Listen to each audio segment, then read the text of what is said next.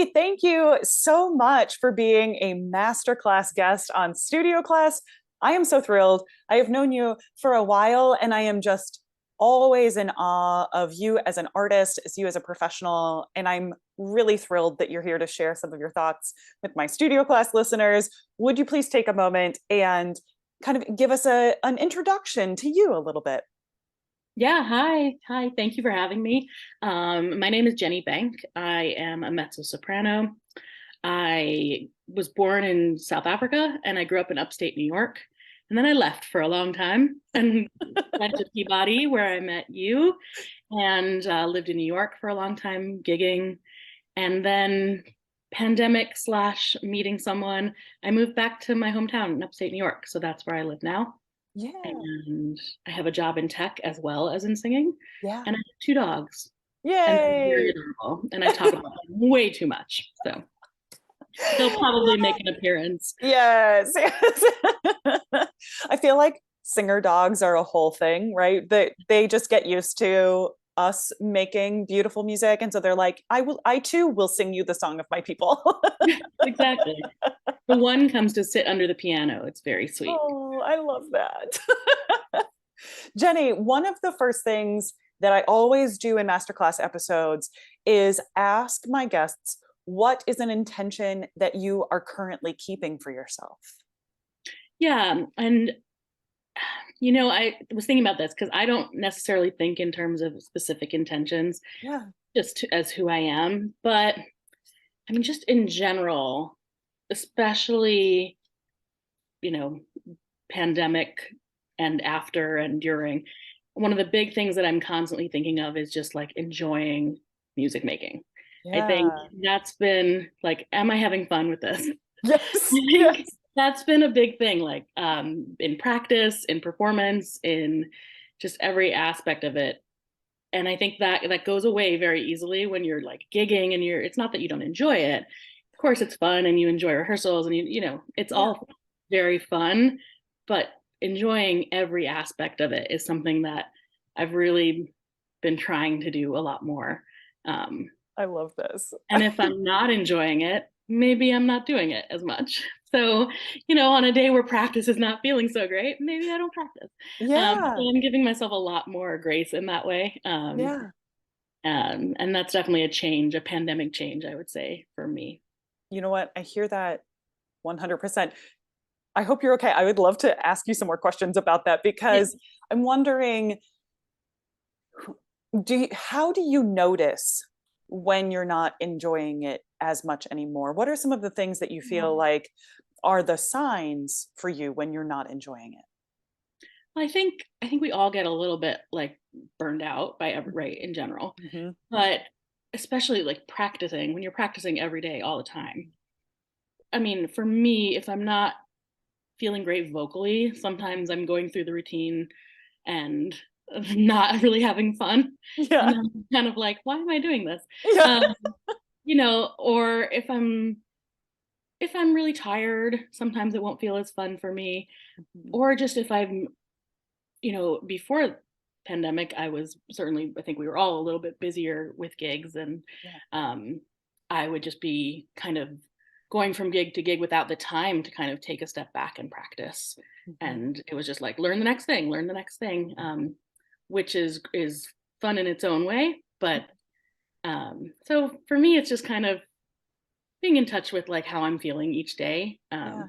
and not forcing myself to practice if I don't feel like it's right today. I love Um, that. yeah, and I understand that's tough. That's tough, especially when you're young, Yeah. because you're like, I must practice every day. Yeah. Um, and I did, and I think we all do, right? Yeah. But now I have more time. Mhm. I'm home. I have a second job now, as I think Yeah. many of us do. Yeah. Um, and so just taking time to practice in a more joyful way is really nice, Mhm. and just to enjoy it. Yeah. Like, hey, look at this cool thing that I can do. When do you have any sort of things that you do to kind of when you are going to practice? Because I think it's so important that you said there are times that I just let myself not practicing is not the thing right now. And I think we get better at understanding when you got to get in the room and do it, and when you're like, now it's not the right time, but it will be the right time, and I need to focus on doing what I need to do then. But if you are on the side where you're going to keep doing it, it's not the time to take that time off, but you might need to kind of move the energy around a little bit into the enjoying it side.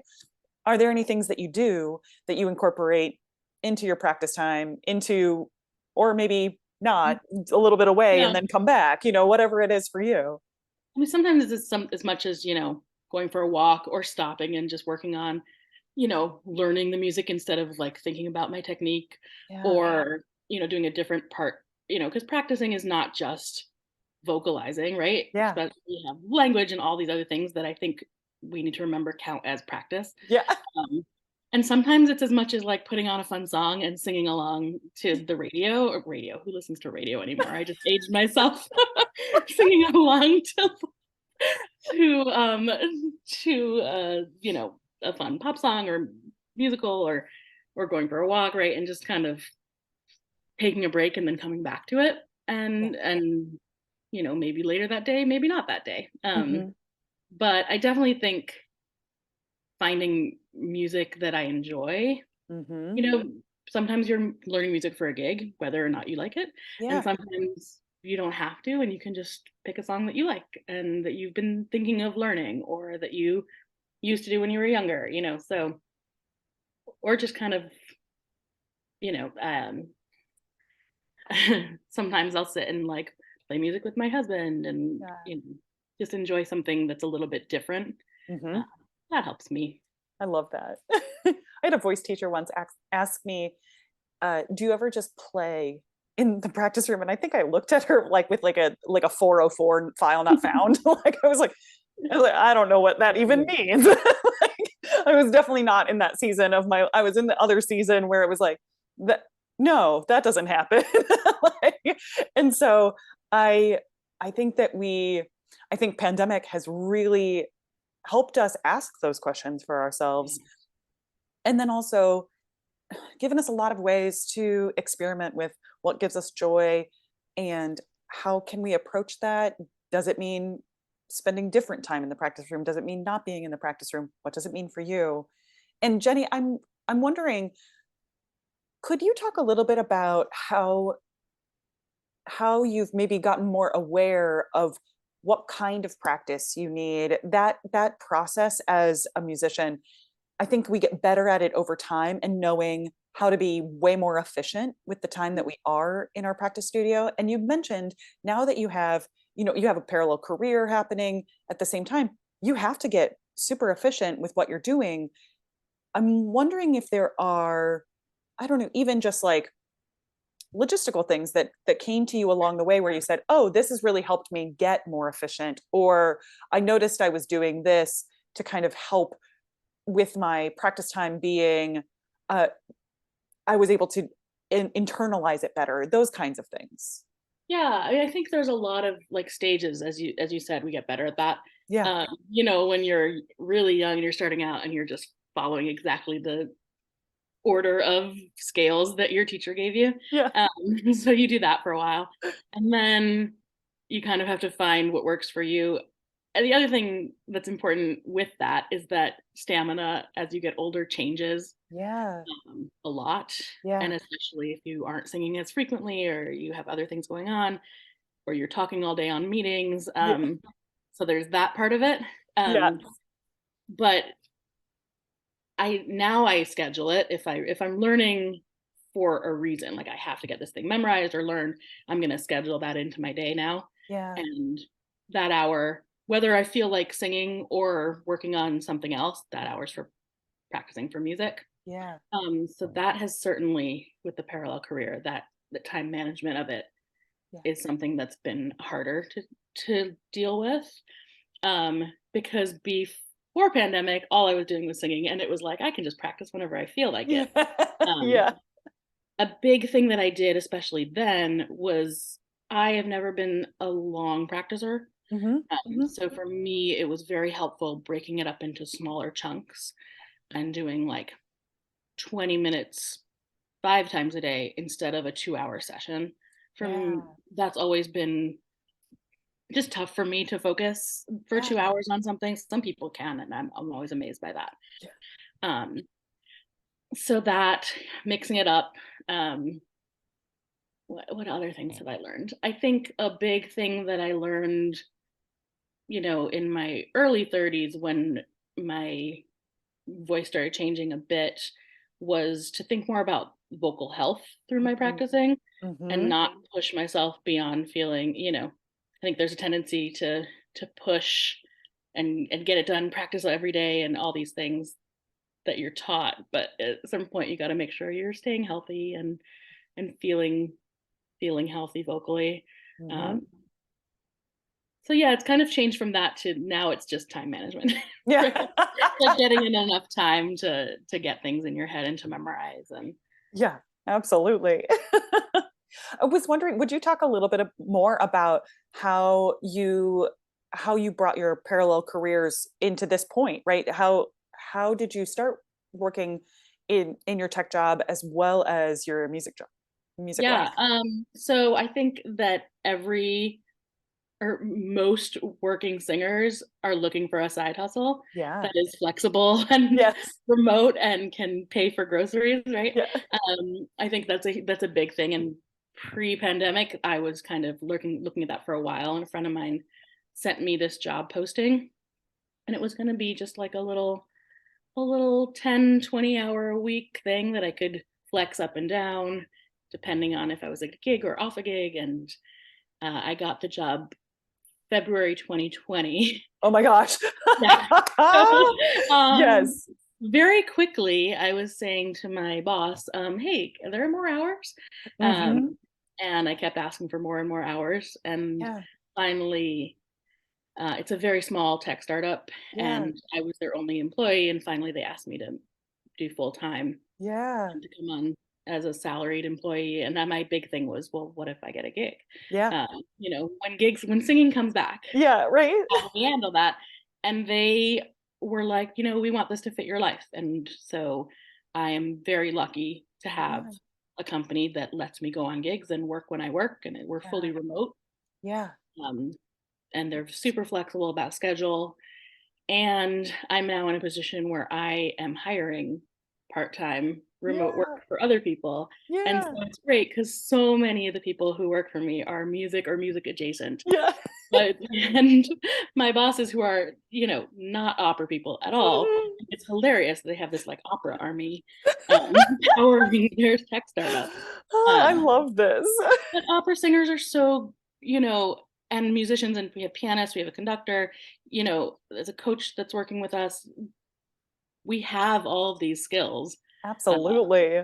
From having to manage music careers, and we are very good at often very good at tech type things. It's similar in a lot of ways to music. Time management, organization, we're good at all these things. So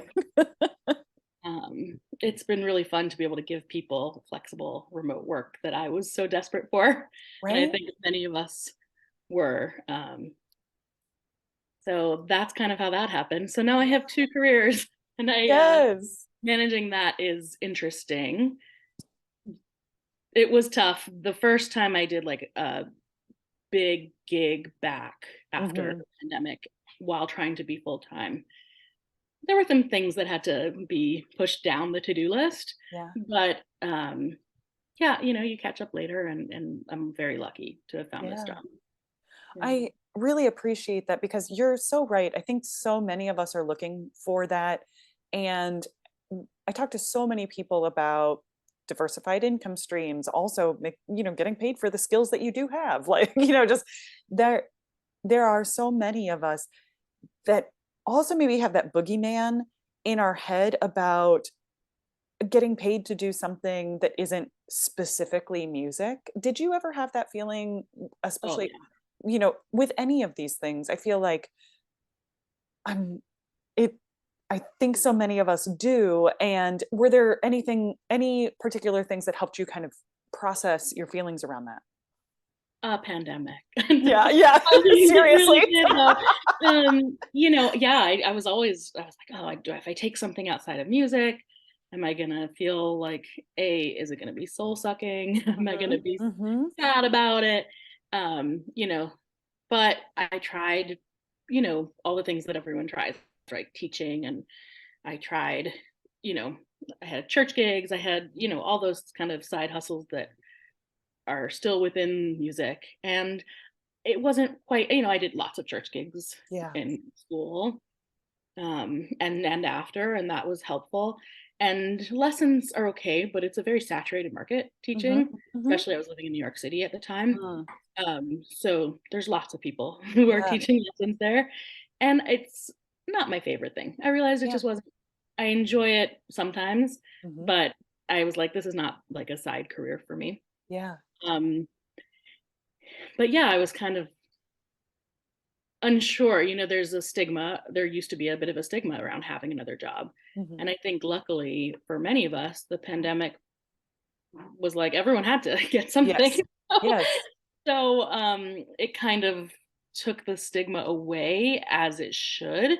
Yeah. And I think so many people have other jobs. Mm-hmm. Um, and now I'm really proud of it, Yeah. because one of the things that I did not know, as someone who's been a singer since I was 12, is that I had other skills. Yeah. Right. And I had no idea. I was like, oh, that's all I know how to do is sing. And but in learning to have a singing career, you also learn how to manage your business. Absolutely.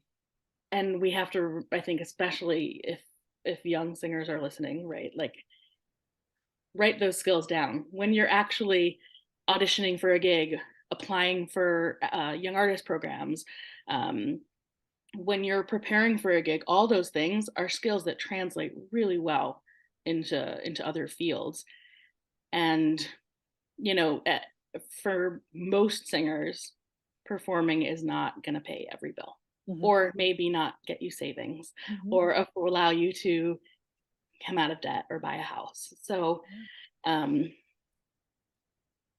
yeah, that was I what made me process it. I Having think to get one and absolutely. need to do And I it don't now. think it's the one that really gets me is that it's like some sort of failing for people. And I'm like, oh, no, no, no. It's like, this is part of this career, is that early on in this, there is not a lot of wealth building that's happening here at all. And that is the polite way of saying that. And Oh so yeah. like, so that this is not a failing. If you would like to pursue this, these are some facts about this field. And there are lots of ways that you can still have this in your life. uh, so many of us don't have necessarily like a ton of family resources coming into this thing. That is not everybody who's working in the field. Sometimes that is another phrase that gets bandied about, that you can only be in music if you have a trust fund or something like that. And it's like, that's not the case. But let's look at what this actually requires. There's not a ton of money. So if you're needing to pay your bills, let's look at all of the skills that you have your different income streams and make it happen. That's like, we don't have to be afraid of that. And we can also be part of breaking down that stigma that says, oh yeah, I want you to be making money in all the ways that you can, like, Oh go yeah. ahead. Like, It's amazing. Well, a couple thoughts that I have about that. The one is, it's very interesting when you're in meetings with people who aren't musicians or aren't performers, and you think to yourself, wow, this person could really take an improv class. Or yeah. like, wow, we can perform it. This presentation could really use a performer to kind of kick it up a notch. So our skills are very translatable. Yes. Um, I whenever I talk to younger singers now, one of the big things is try not to go into debt, Hmm. Hmm. because it's going to make everything harder. And I think sometimes you have to, and it's Yeah. inevitable, but if you can avoid getting into too much deep debt, it's Hmm. going to be easier to have a career. Yeah. When you're not as financially stressed. Hmm. Um, and then, it's different when you are young and you don't really think as much about retirement or your future. Yeah. And Yeah. then there comes a point where, okay, maybe I need to get a Roth IRA, and Yeah. maybe start putting money into that, and think about what happens down the line. And for me, that involved more financial security Yeah. with this job. It's also nice because it got me to a point where maybe I don't have to take every single gig Yeah. that I don't want to take. And that brings it back to the enjoyment and joy part of Yeah. singing. Like if Yes. I'm not going to enjoy this gig, maybe I don't need to take it now because I'm Mhm. not as desperate. Yeah, absolutely. And I think that that makes us overall more in alignment with our creative selves. We can be our most artistic and creative selves in the gigs that we do take because we know that we want to be there, right? That Yeah, that's yeah, something that really speaks to us. We can be our best selves, honestly. Like, and that financial insecurity is such a panic driver in so many mhm, things, right? That just the ways that we can release ourselves from that and feel, I just want more people to feel confident giving themselves opportunities for financial security while pursuing their artistic goals as well. That yeah. I just always want to have those conversations and make people realize that it's okay. Yeah, and it's not something that I don't. I mean, I think I maybe had a tax class in school. I mean, Yeah. we don't really talk about this much. Yeah. Yeah. Like, when I was in school, it wasn't something discussed too much. Yeah. And it's really, I understand that it's a very privileged position to be in, to be Yeah. able to talk about savings and Mhm. future and money in that way. But until getting this other job, that wasn't something that I thought about much. Yeah. Yeah. I feel you. I, a segue a little bit from the school part is I'm I love asking people what's a skill that you love to teach. And this can be a technical skill when it comes to the voice, or it can be really anything. These are just like, what's a skill that you love to teach other people? Hmm. Unfortunately, I don't get a ton of opportunity these days to teach other people. Um, but the big thing when I was doing more teaching, the big thing that I love is, and I'm a character singer, I'm a mezzo, I sing a lot of funny roles, right? So my big thing is always like character, character. Yes. So it was the most fun for me was always like finding more character in everything. And I think, again, there's a tendency, along with the perfect practicing and the Yeah. perfect student and all these things, to try to make every note perfect. And of course, that's not taking away from technique. It's not taking away Mhm. from, the skill set and the knowledge and the study. But for me, I always want to find more character and fun vocal colors, Yeah. and what I can do. And sometimes for me, it's making the note really ugly Yeah. or, really funny. And I think that's something that musical theater artists do really well. Yeah. That I think um, opera singers can take a note from that a lot. That, like, Yes. yes, of course, it has to be beautiful. You have to have a beautiful line. There's all those things yes, but especially if you're a character singer, or if Yeah. you're angry, or you're crying, or you're, scared, right? How can we use our technique and make that clearer in the notes? So that's always something that I love working on Yeah. with people, and that's the really fun for me. Yeah. I'll sit with one note and sing it in all these weird ways. Yes. Sometimes scaring my dogs. I have a great video of me trying to sing this one note, in all these silly ways, and my dog's doing that big dog head tilt, like, what are you doing?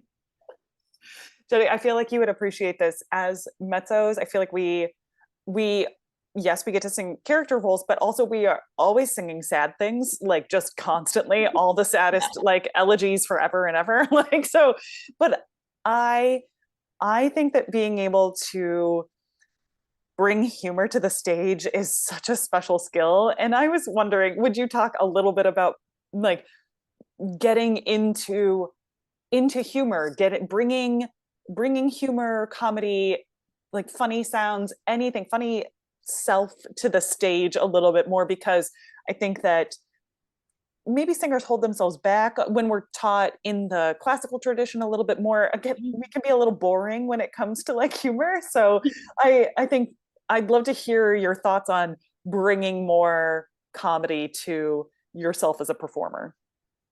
Yeah, I mean, for me, it's always come quite naturally. Like I've always just liked to be funny. And I'm sure there's some psychological stuff that we can get, I'm We sure can dig into that. we can dig into that in childhood, no. But I do, I like being funny. I like a joke. I like a pun. I enjoy humor. And I think opera is doom and gloom. And if you don't have those light moments, Yeah. What if you don't have, one of the first roles I did was Frugula in Il Tabaro. Yeah. And it's this really dark opera. Like it's really sad, murder, gloom, so sad. But then you have this funny character talking about her cat, and it's done, and it's this silly moment, and it's like, well, why? Yeah. Why do you need that? Yeah. And it's because it sets up all the doom and gloom to be even sadder and even more heartbreaking. And people need that moment of levity. And so for me, and it's funny because this is actually something, it all, I guess, is all coming back to joy for me, because as I get older, I love doing some of those sad characters, but my favorite thing is just making someone laugh. Yes. Taking a moment in the middle of a pandemic to laugh, or in the middle of a hard day to laugh, I think is more important than ever. I think it's can be just as important as a good cathartic cry. And so for me, it's always really funny, and there's little I won't do for a laugh. The other nice thing is if you have really good comic timing, in general, your tragic timing is also really good, right? If you know how to manipulate time and get people to laugh, getting people to cry feels easy. So I've always loved that skill. It's I enjoy it. I think and it's fun for you. It's on stage too, right? It's fun for me. It's fun for an audience. I like to laugh. I mean, I love that feeling. I think that's also, why we're performers, is we love the feeling of bringing an audience through, and whatever that emotion that we're trying to evoke, when the payoff happens and they laugh or they cry, and you can tell that it's happening. Oh, is there anything better? And being like, oh, it's happening. All that work, and you rehearse for weeks, and the first rehearsal it's funny, the second rehearsal you make it funnier. By the 20th rehearsal, no one in the room's laughing anymore. Yeah. And you're like, oh gosh. And then you go through tech and you're doing all this, Yes. And then you suddenly get an audience. And when they do laugh at all those things that you remembered were funny, it's just the best. Right? Oh, such a good payoff. I think, so much fun. So another aspect. Go ahead. If you're someone who is like singing a lot of really beautiful arias, find something funny and add it to your rep. Like whether it's a musical theater piece or like just have a funny, good comic piece in your repertoire. Yes. And also I think thinking about, as you mentioned, inside of what you're doing, are there moments of levity that help to offset the moments of tragedy that you are singing about, right? That if you can find that feeling even in one piece, it makes our characters so much richer, so much deeper, so much more interesting to watch and hear. Yes. Even if you think this is the saddest song ever, maybe there's a moment in that song where you can look at it a different way. Maybe it's not funny, haha, rolling on the floor laughing, but maybe it's kind of ironic or sardonic, or like it's a little bit moment of humor or a pun or an edge to it or something that kind of try as you're practicing. That's a fun thing about practicing. When you're making all these sounds, try a different intention behind it. And sometimes humor can work even in those really sad pieces. And I think that's it. That's what you were saying about practicing. Practice a different intention behind it.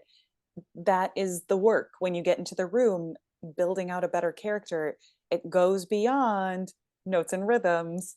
And I know that we all say that, but then that's the kind of stuff that I love to have these conversations about.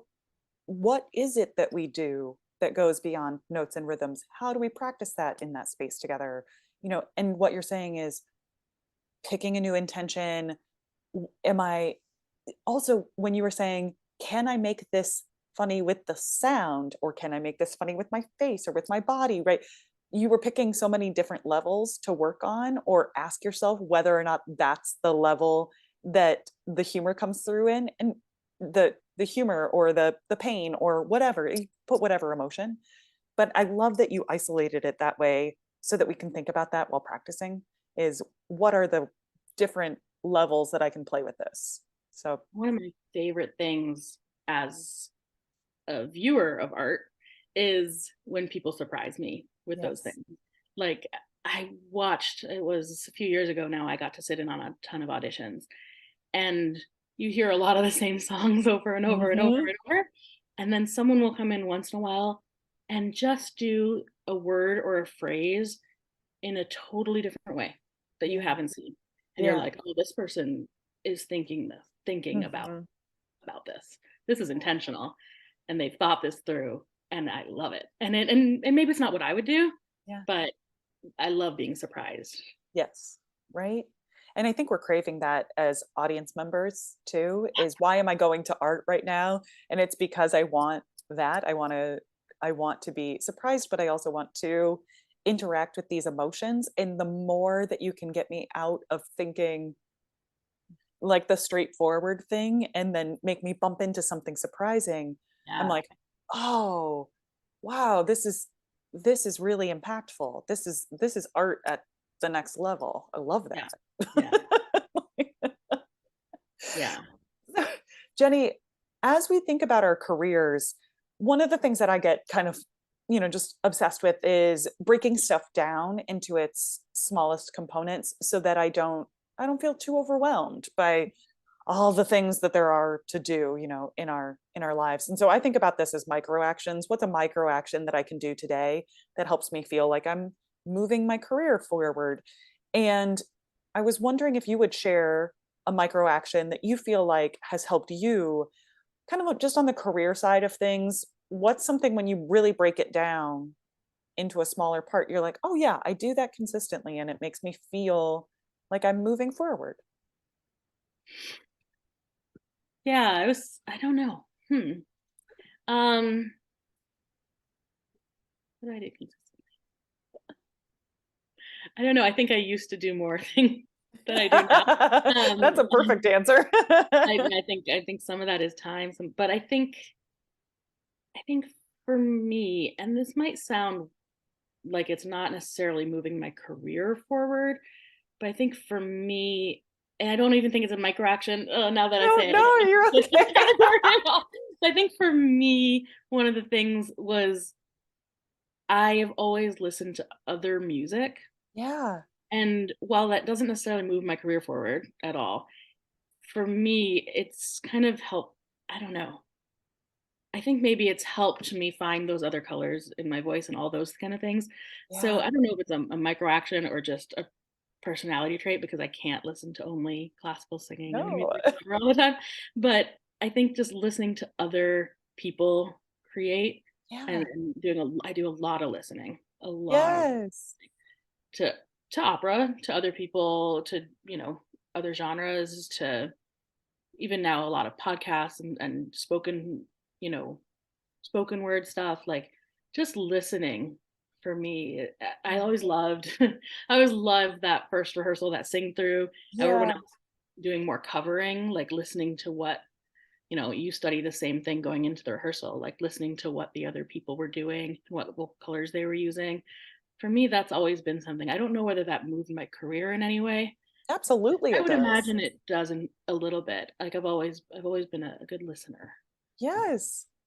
I, So I I think that listening is a sacred act. So yes, like I think that listen, and also you are perceiving, you're bringing into your consciousness what other artists, what other people are doing, what they're putting out into the world. And I think absolutely. And then all of the takeaways that you mentioned, those are huge, right? That you're listening not only to fill up your creative cup, right? That you've got all these different ideas that you're like, oh, that's great, right? Like, wow, bringing that in. But then you were also listening for different timbres. Oh, maybe that's a sound that I can make. If it's a different genre, can I use the same thing? And does that sound like the aesthetic that we make over here? I don't know. Let's try it. Yeah. Like, all of that is huge, right? And without that, it's even more isolating. So I think that's such a beautiful way of saying, like, that you're in and of a musical world and you want to like be part of that. Yeah, okay, well, good. Well, then I'll stick with it. Listening. Yeah, yes. Right. Well, and I think, yeah, because what you're saying also about listening when you're taking in all of those ideas, it's helping you make even more interesting choices For sure. vocally, like Yeah. all of those things. And when we listen, especially widely, I think that's such an important part of what you're Mm. saying, is that it reminds us that there's so many things that we could make so many choices, right? We're not just like, oh, here's this little box that you have to stay in. I've never been a fan of the little box. And No. whenever I've tried to fit into that little box, Yeah. it's not been successful for me. We all have to make our own, because it's just, I mean, it's so funny to me that, like, I think that's the work of an artist, right? Is that you basically build your own box and then you're like, this is what I do. And yet the training up to that is all about fitting, is like so often Yeah. led to believe fit in this particular box, rather Oh, than here's a whole bunch of tools to make sounds. yeah. Oh, yeah. The fitting in a box thing is tough, and it takes a while when you get out of the school and young artist world to build your own box or find whatever Yeah. shape you need. Yeah. And I think that's something that is hopefully improving for younger singers.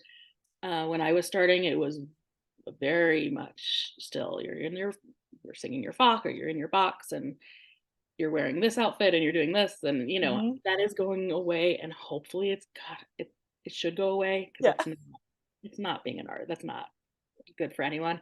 Um, so that takes a while, though, to kind of retrain yourself to not be like, okay, well, all these things mean I can only do these things. No, all these things are tools to let you do more.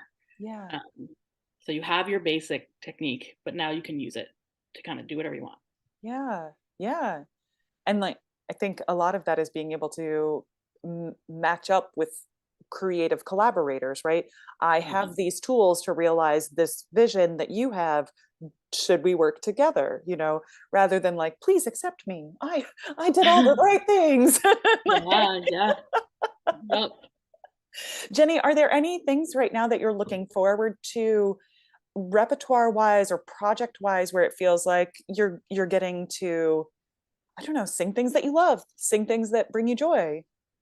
Yeah, I am so right before the pandemic started, or I guess it already started right before it kind of hit home for all of us. I was in Orlando about a week into rehearsals for Daughter of the Regiment, and Oh my about a weekend, goodness. and we had done we got through, I think, Act One into Act Two a little maybe, and then all of a sudden we heard, oh, this place is shutting down, and then the next one, Mhm. and then the next one, and then it was like, well, what are we doing? And they Uh-huh. sent us all home, and the wonderful company at Opera Orlando has gotten all of us back together. And Wow. so I'm pretty sure the entire group, or most of the group that were there a few years ago, are coming Yeah. back this spring and restarting. Oh, that's Which is great. like, they were like, yeah, we'll get back. We'll do it again. We'll do it in the Yeah. future. When we thought it was going to be a month-long thing, Yeah.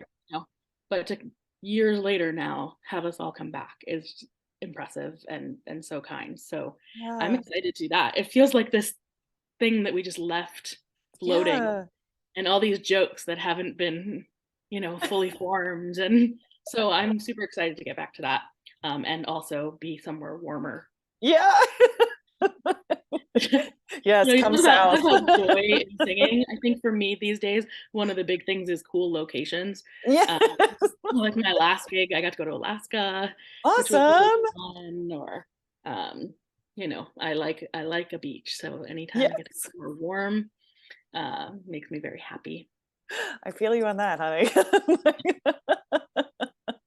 That's so cool.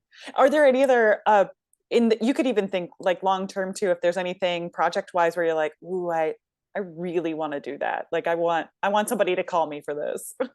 Oh, there's so many. Oh my gosh, there's so many. And so I'm super into, like, I guess what we call unconventional casting now. Yeah. And so there's so many roles that I want to try that I never thought would necessarily be a part of my repertoire. Over the couple summers ago, I got to sing like a shortened version of a bass role, and that was super Wow. fun. And I was like, hey, I should do more of this. This is really fun. Yeah.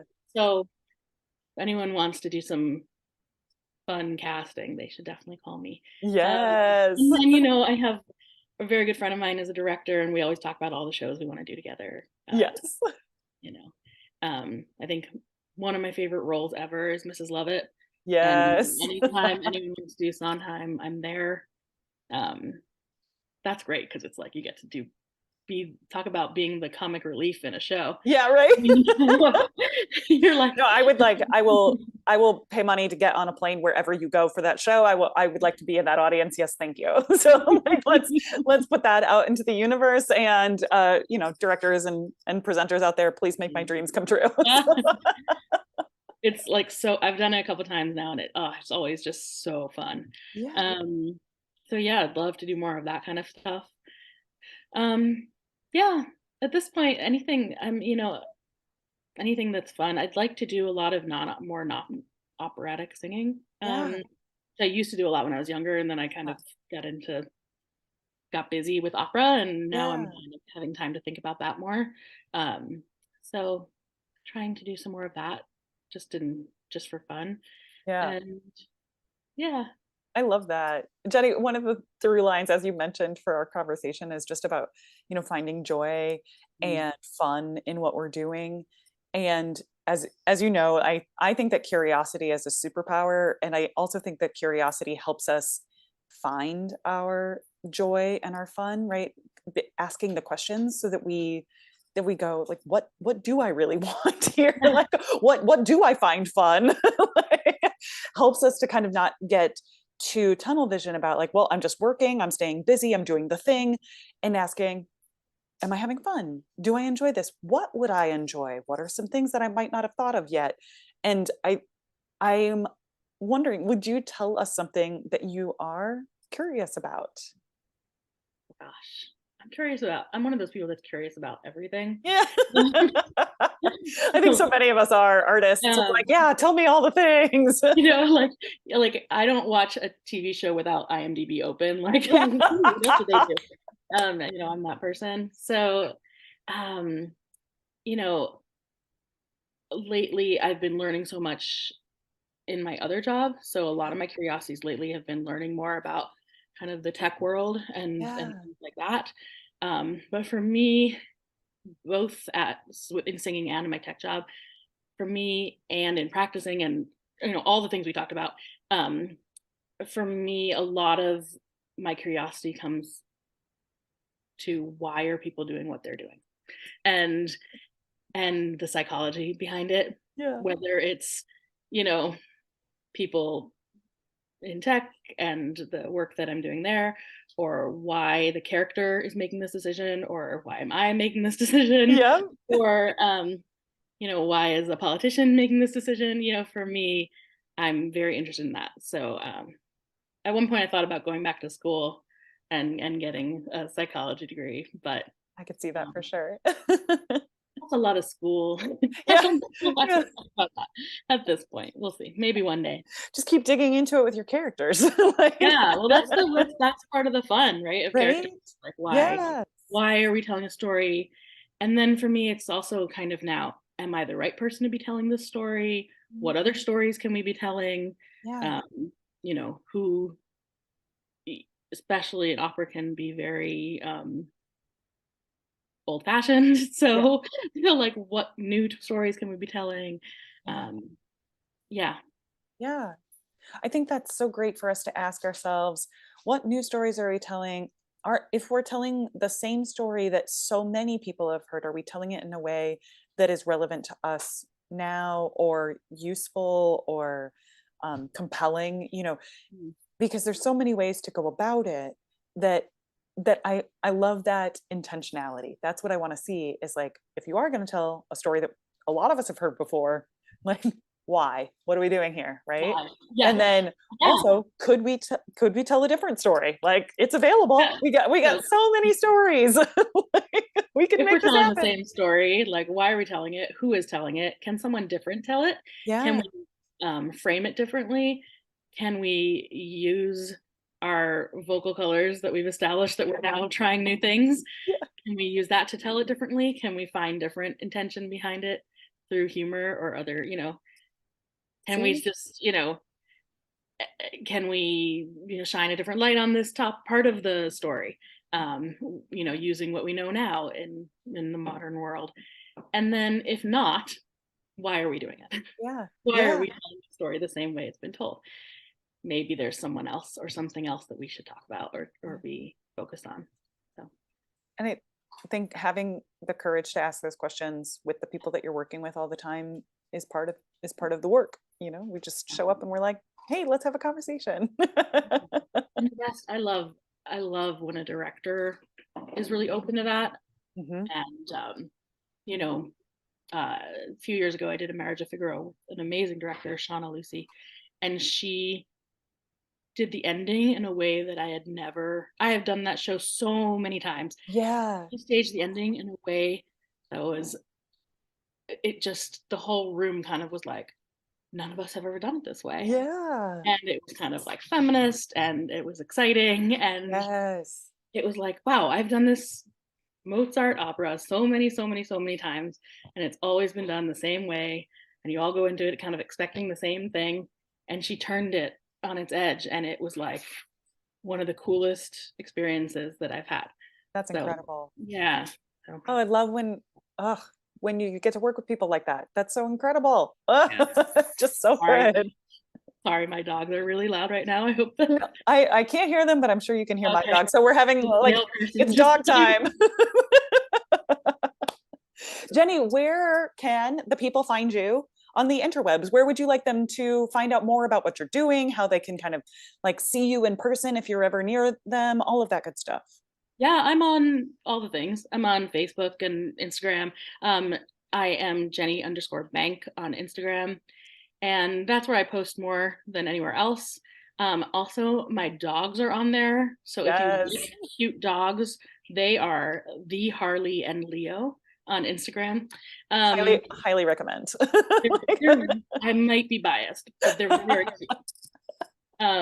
So that is really, these days it's a lot of like cooking and dogs, and plants. But you also, people also got to see Alaska and some really cool stuff there. So that's kind of my favorite medium.